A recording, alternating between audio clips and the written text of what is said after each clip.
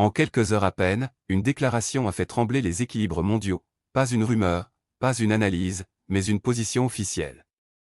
L'Iran annonce qu'il ne négociera plus. Dit comme ça peut sembler simple. Mais en réalité, c'est un basculement. Parce que quand un État ferme la porte au dialogue, ça veut dire une chose, les prochaines étapes ne passent plus par les mots. Et là, il y a encore plus inquiétant. Dans le même souffle, Téhéran agite une menace que tout le monde connaît déjà, mais que personne ne veut voir devenir réelle, verrouiller Hormuz. Pas symboliquement, pas partiellement. Verrouiller.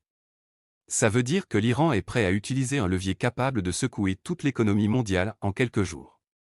Et ce n'est pas une phrase lancée pour faire du bruit. Le ton est froid, calculé, déterminé. On n'est plus dans la posture. On est dans le signal. Un signal envoyé aux États-Unis, à l'Occident, mais surtout au monde entier. Nous sommes prêts à aller plus loin. Et ce qui rend la situation encore plus inquiétante, c'est la vitesse. Tout s'accélère. Les discussions échouent, et immédiatement, le ton change. Pas de pause, pas d'apaisement. Juste une montée en pression directe. Alors la vraie question, elle est là, est-ce qu'on est face à un coup de pression stratégique, ou au début d'une crise majeure? Parce que dans ce genre de situation, ce n'est jamais la première déclaration qui est la plus dangereuse. C'est celle qui vient juste après. Tout s'est joué très vite. Beaucoup trop vite. Au départ, il y avait encore une ouverture, des discussions en cours, tendues mais toujours actives. On était dans ce moment classique où ça bloque, ça reprend, ça menace, mais ça continue. Sauf que cette fois, non. Les discussions ont explosé. Littéralement. En quelques heures, le ton a changé du tout au tout, sans transition. Pas de communiqué pour calmer le jeu, pas de formule diplomatique pour sauver la façade. Juste une phrase, froide, directe, Téhéran ne négociera plus. Et ça, c'est un tournant majeur. Parce qu'en géopolitique, on ne ferme jamais totalement la porte. On laisse toujours une issue, même symbolique. Là, cette issue disparaît.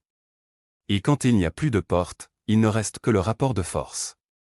On quitte la diplomatie. On entre dans la pression pure. Et derrière cette rupture, il faut bien comprendre que ce n'est pas une réaction impulsive.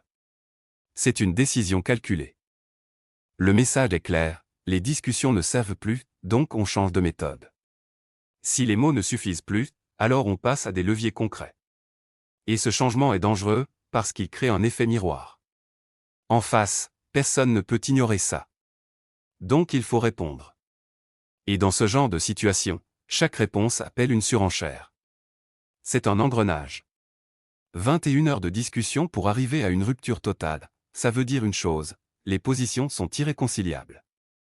Et quand on touche à des lignes rouges, il n'y a plus de compromis possible. À partir de là, tout change. On ne négocie plus. On s'affronte. Maintenant, il faut comprendre le cœur de la stratégie iranienne. L'Iran ne menace pas au hasard.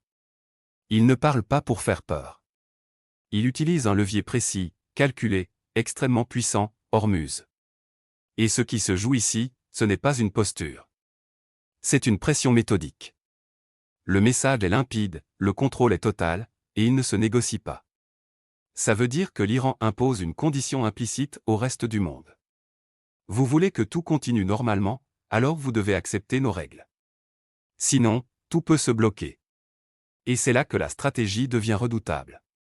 Parce qu'elle ne repose pas sur une attaque directe, mais sur une menace crédible. Une menace qui n'a même pas besoin d'être exécutée pour produire ses effets. Rien que l'idée suffit à créer des tensions.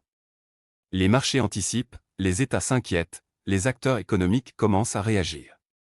C'est une pression invisible, mais immédiate. Et surtout, c'est une stratégie asymétrique. Pas besoin d'être le plus fort militairement. Il suffit de contrôler un point clé. Et à partir de là, tout l'équilibre change. Parce que ce levier touche tout le monde, sans exception. Et c'est ça qui rend la situation explosive. Plus l'impact est global, plus la pression est forte pour réagir. Mais réagir comment? Intervenir, c'est risquer l'escalade immédiate. Ne rien faire, c'est montrer une faiblesse. Et ce type de dilemme est extrêmement dangereux. Parce qu'il pousse à des décisions rapides, parfois irréversibles. À ce stade, il ne faut pas se tromper. L'Iran ne cherche plus à discuter. L'Iran impose. Et ça se voit clairement dans ses exigences. Première ligne, les réparations. Mais on n'est pas dans une demande classique. On est dans une exigence ferme, assumée. Téhéran considère qu'il y a eu des dommages, et que ces dommages doivent être compensés. Pas symboliquement. Pas partiellement. Massivement. Le message est sans ambiguïté, pas de compensation, pas de retour à la normale. Ce qui veut dire que la crise devient un rapport de force à équilibrer. Tant que le prix n'est pas payé, la tension reste. Deuxième élément, les lignes rouges. Ici, il n'y a presque plus de marge. Les limites sont claires, rigides, non négociables. Et ça signifie une chose, l'Iran est prêt à assumer un refus. Même si les conséquences sont lourdes. Troisième point, la stratégie intérieure. Le pouvoir prépare sa population, renforce l'unité, installe une logique de résistance. On mobilise. On anticipe. On prépare les esprits. Ce qui montre que la posture extérieure est accompagnée d'une préparation interne. Et ça change tout. Enfin, il y a ce changement de ton. Moins de bruit. Moins de paroles. Mais beaucoup plus de sens. Le silence qui suit une rupture diplomatique n'est jamais neutre. C'est un silence stratégique. Et dans ce genre de moment, le danger n'est pas ce qui est dit, mais ce qui ne l'est plus. À ce stade, il faut être lucide. Ce qui se joue dépasse largement un simple conflit régional. On entre dans une zone d'instabilité, une zone imprévisible.